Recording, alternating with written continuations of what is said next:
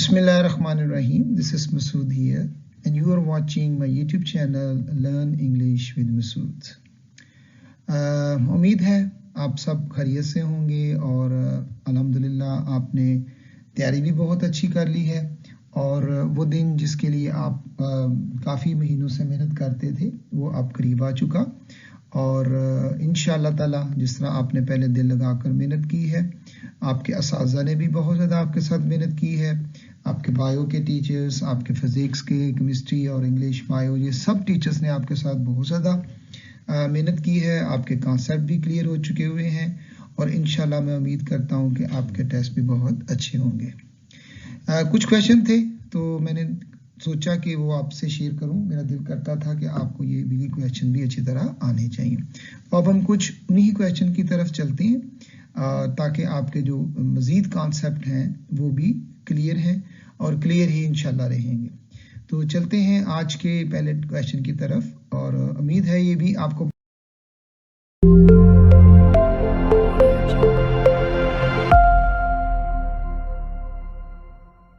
बहुत इजी लगेगा और आप इसको अच्छी तरह कर लेंगे। फर्स्ट क्वेश्चन है we dash need should work hard to get through the final exams. इसमें आपके पास मॉडल वर्ब आ चुका है, दैट इज वी नीड और शुड और वर्क भी यूज किया गया है। तो इसमें उसने हार्ड वर्क करनी है, तो हार्ड वर्क करने के लिए डेफिनेटली आपको ऑब्लिगेटरी जो मॉडल है उसे यूज करना है, that is should. We should work hard to get through the final exams. The correct answer is should work. We should work hard to get through the final exams. The next one is question number 2. He dash must should apologize to his father. अब इस sentence में जो modal verb आपने use करना है वो must भी है और शुड भी है। शुड जरा लाइट फॉर्म में रहेगा, ठीक है। इसको हम इनफॉर्मल भी यूज करते हैं, लेकिन जो मस्ट है वो अब फॉर्मली यूज होगा क्योंकि उसने अपोलोजाइज करनी है। तो इसलिए the best answer is he must apologise to his father.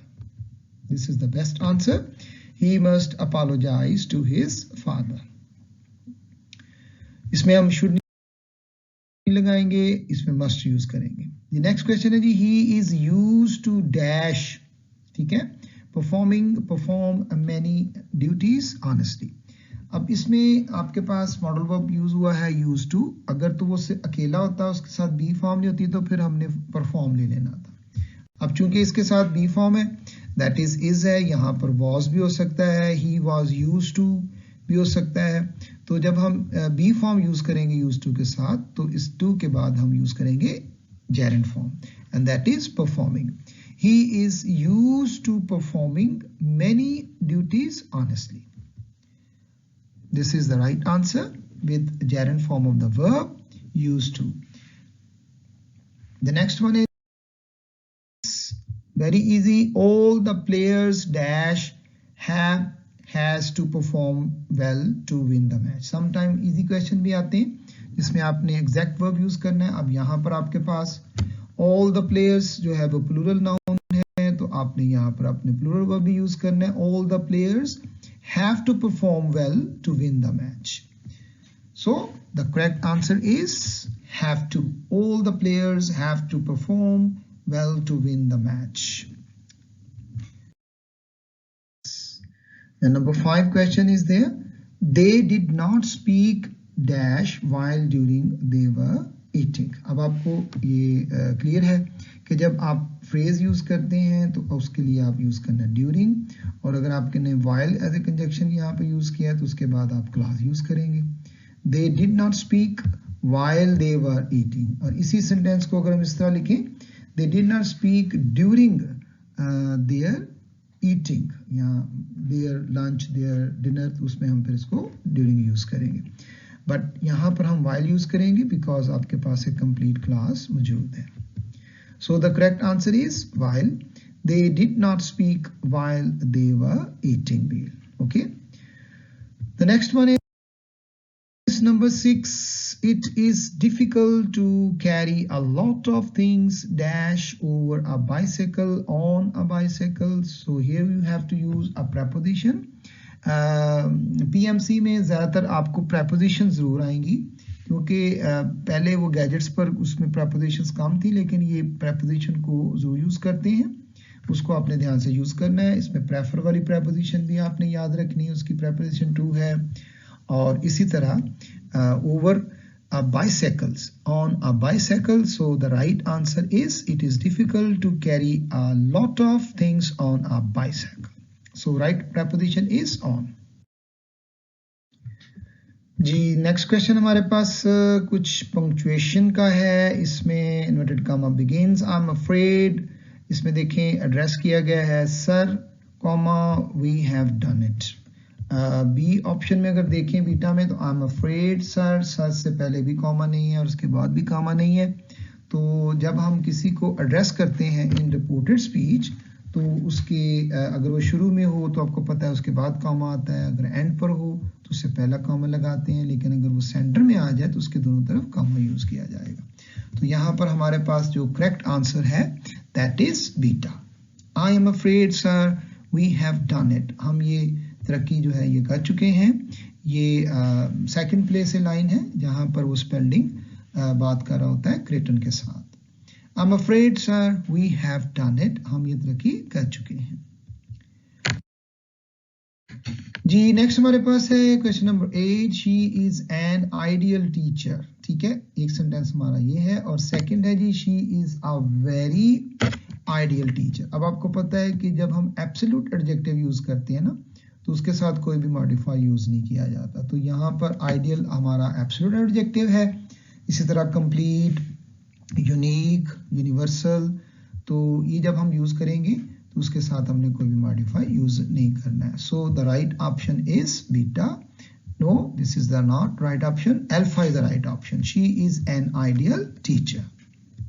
The correct answer is she is an ideal teachers. अब यहाँ पर हम आइडियल यूज करेंगे तो ये मॉडिफायर के बगैर आया हुआ है और ये एडजेक्टिव है, तो she is an ideal teachers. The right answer is alpha.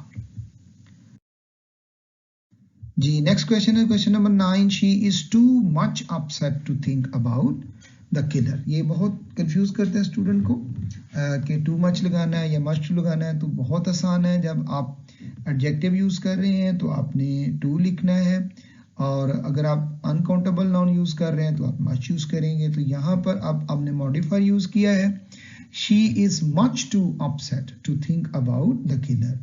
To यहाँ पर हमने एडवर्ब यूज किया है, इसको मॉडिफाई करने के लिए मच है, so upset is your adverb. अगर यहाँ पर अनकाउंटेबल नाउन हो तो फिर हम इस तरह टू मच यूज कर सकते हैं, जैसे I have too much time.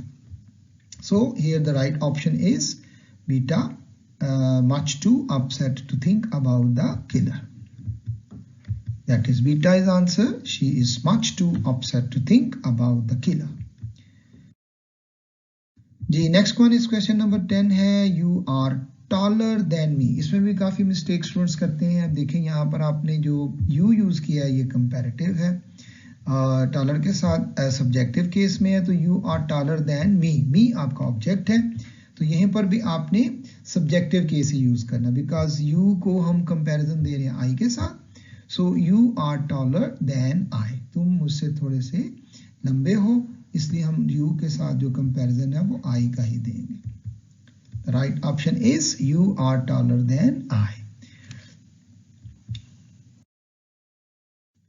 Next question number 11 में है, they are looking forward to see you soon. ये भी बहुत इंपॉर्टेंट है, ये फ्रेज जो फिक्स फ्रेज वर्ब की यूज करी जाती है।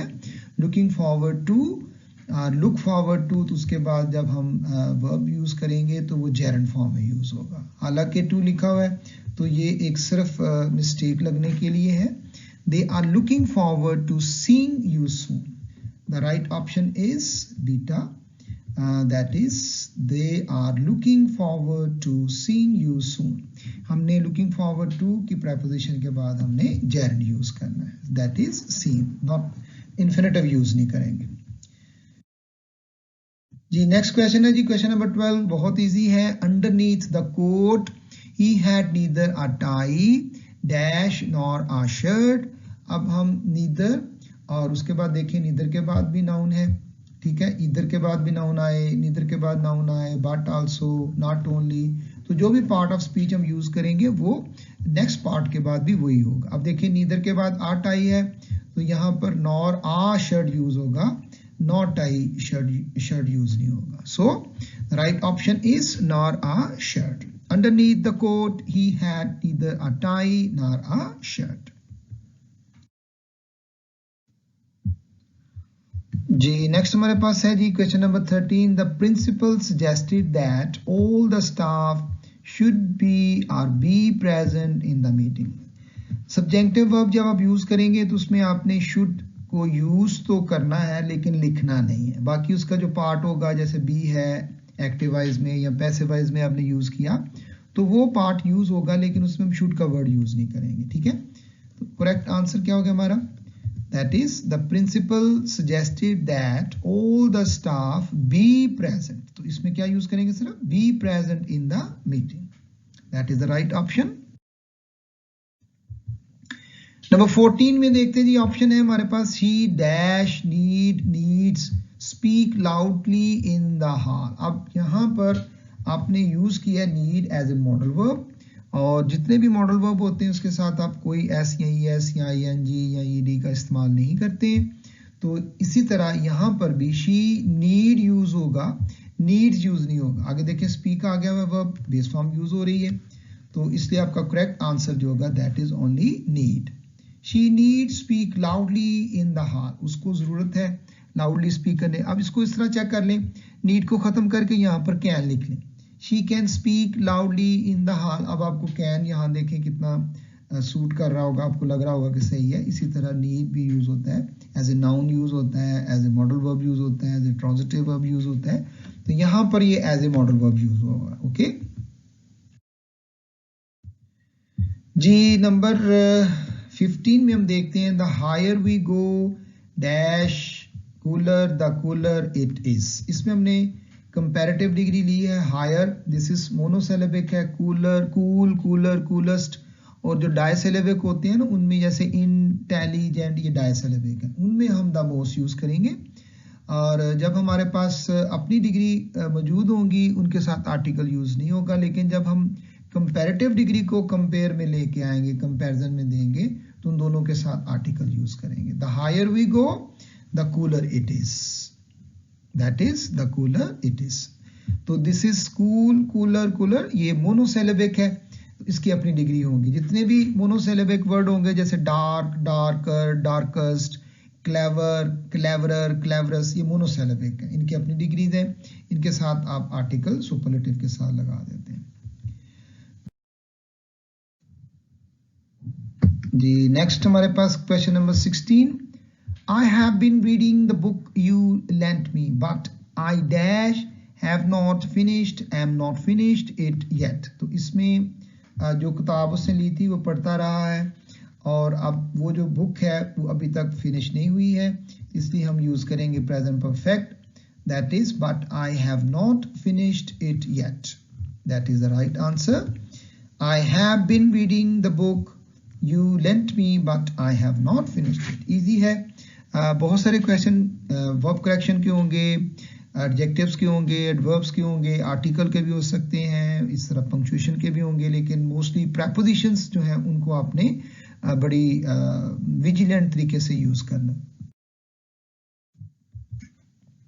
क्वेश्चन नंबर 17 है जी, आई हैड बेटर। अब ये हैड बेटर के बाद बेस फॉर्म यूज होती है, लेकिन जब हम इसके बाद नाउन या प्रोनाउन यूज कर लें तो उसके बाद फिर हम पास्ट इंडेफिनिट की तरफ चले जाएंगे। ठीक है, I had better, he didn't know, he does not know about me। तो यहां पर जो आपका राइट ऑप्शन होगा that is he did not about me। This is the right answer. ये आपके प्ले 3 में यूज हुआ है, जब वो जो क्लार्क है वो हैरी वैन ड्यूसन को $30 देता है, तो उसको कहता है I had better, he didn't, यानी ही वो क्ले के बारे में बात कर रहा था कि वो मेरे बारे में नहीं जाने। क्वेश्चन नंबर 18 है जी, by the evening we dash shall have finished shall finish off work. शाम होने तक हम अपना काम खत्म कर चुके होंगे। So this is by the evening जो है ये भी फ्यूचर की बात हो रही है, फ्यूचर इंडेफिनिट की बात हो रही है, इसमें टाइम आ चुका हुआ है, और इसके साथ हम कौन सा टेंस यूज करेंगे, फ्यूचर परफेक्ट यूज करेंगे, that is shall have finish. By the evening we shall have finish our work, this is also very easy. अब फ्यूचर इंडेफिनिट के साथ भी जब तुम आओगे तो हम काम खत्म कर चुके होंगे। When you come we shall have finished our work. The next one is 19. Chips was very popular with among his boys. This is a very important prepositions. इसमें वो chips याद रखें, chips उनके दरमियान बैठा हुआ नहीं है बल्कि उनके साथ association जाहिर हो रही है। तो chips was very popular with his boys. Popular with his boys, not among. तो इस तरह की preposition को भी याद रखना है। इसी तरह आपने वो पीस ऑफ स्ट्रिंग में पढ़ी होगी, nothing was found on him, ठीक है, फ्रॉम नहीं लगाना। और इसी तरह जब हम यूज करते हैं प्रेफर, तो प्रेफर के बाद भी आपने प्रेपोजिशन टू यूज करनी, इनको अच्छी तरह याद रखिएगा। सारा was married dash her cousin, अब ये पैसिव वाइज है, अगर एक्टिव वाइज होता यानी सारा मैरिड हर कजन तो फिर ठीक होना था, नो प्रेपोजिशंस, लेकिन अब यहां पर हम प्रेपोजिशन यूज करेंगे to, that is Sarah was married to her cousins, that is the right answer, married to, Sarah was married to her cousins, very easy है। इस तरह की prepositions को यूज याद रखें कि यहाँ पर यूज होनी है। जैसे अटैक ऑन है तो जब हम उसे एज ए नाउन यूज कर रहे होंगे तो उसके साथ वर्ब आ जाता है, he made an attack on his enemy, otherwise आप यूज ऐसे ही कर सकते हैं, he attacked his enemy। Next one है जी 21, Sara is not dash as so intelligent as her sister is. अब यहां पर आपने नेगेटिव यूज किया हुआ नॉट, इसके बाद हम एज यूज नहीं करेंगे, उसके बाद हम क्या यूज करेंगे, सो यूज करेंगे। Sara is not so intelligent as her sister is, this is the right option, so intelligent, easy है। अगर इस सेंटेंस में नॉट ना होता तो फिर हम एज लगा सकते थे, Sara is as intelligent as her sister is. जी 22 देखते हैं, ये भी बहुत इजी है। इसमें देखें order as a verb use किया गया है, ट्रांजिटिव वर्ब है, ही ऑर्डर्ड, ठीक है, आ कोल्ड ड्रिंक, उसने कोल्ड ड्रिंक का ऑर्डर दिया। अगर हम इसके साथ हम एज ए नाउन ट्रीटमेंट करें लाइक ऑर्डर, तो फिर हम मेड वर्ब लेके आएंगे, तो होगा he made an order for a cold drink, लेकिन यहां पर आप इसकी प्रेपोजिशन यूज नहीं करेंगे। इसी तरह लव है, पिटी है, रिजेंबल है, ठीक है, इनके साथ सू भी है, एस यू ई, जैसे किसी पर केस किया जाता है उसके साथ आप प्रेपोजिशन नहीं लगाएंगे एज ए वर्ब जब आप यूज कर रहे होंगे। Order a cold drink, he ordered a cold drink, ठीक है। इसी तरह अगर आप इसे यूज करें लव के साथ तो ही लव्ड हर मदर, तो अगर उसे एज ए नाउन यूज करें लव को तो ही has a great love for his mother. Yes, he made an order for a cold drink. अब यहाँ पर order जो है वो as a noun use हुआ है और यहाँ पर जो verb है that is made. Ji next अब चलते हैं जी 20 जी next question है जी 23 and I hope you have got 22 out of 22. And आपकी प्रेपरेशन भी माशाल्लाह काफ़ी बेहतर है और आपने बहुत अच्छी तैयारी की हुई है। और ये तो इजी है क्वेश्चन, लेकिन थोड़े सारे मिक्स मैंने बनाए ताकि आपको अपनी प्रेपरेशन का अंदाज़ा हो सके। ये आपकी थर्ड कंडीशन है जी, he had he known that, if की जगह पर हैड शुरू में भी लगाया जा सकता है, इस जगह पर इफ ही हैड नोन भी लिखा जा सकता था। Had he known that he would not have gone there, that is the right answer, not have gone there. Had he known that, he would not have gone there. Question number 24, the hens dash lay lain eggs throughout the years. ये आपका यहाँ पर transitive verb आ गया। अब ये as a transitive verb है, eggs हमारे पास है, आपने वो याद रखना है। लाई ले लेन वो आपका intransitive है और ले लेड लेड जो है that is your transitive verb. तो यहाँ पर हमने यूज करना है transitive verb that is lay. The hens lay eggs throughout the years. मुर्गियां जो है वो सारा साल अंडे देती हैं। The next one is 25. It is the last one. He had finished the work before I did it. Very easy, इसमें आपने पास्ट परफेक्ट यूज किया और उसके साथ आपने पास्ट इंडेफिनिट यूज की सबऑर्डिनेट क्लास में, before I did it. Yes, he had finished the work before I did it. इसके अलावा एक और भी सेंटेंस हम करते रहे हैं जिसमें जब वो कहती है सारा bought a gift for her mother when she Drew her first salary, उसमें हमने दोनों पास्ट इंडेफिनिट यूज किए हैं.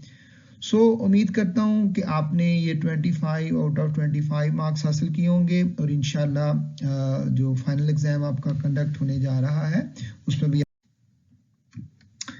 Thank you so much. This is the last one and I hope that you will get good marks and inshallah and you will translate your cherished dreams. Thank you.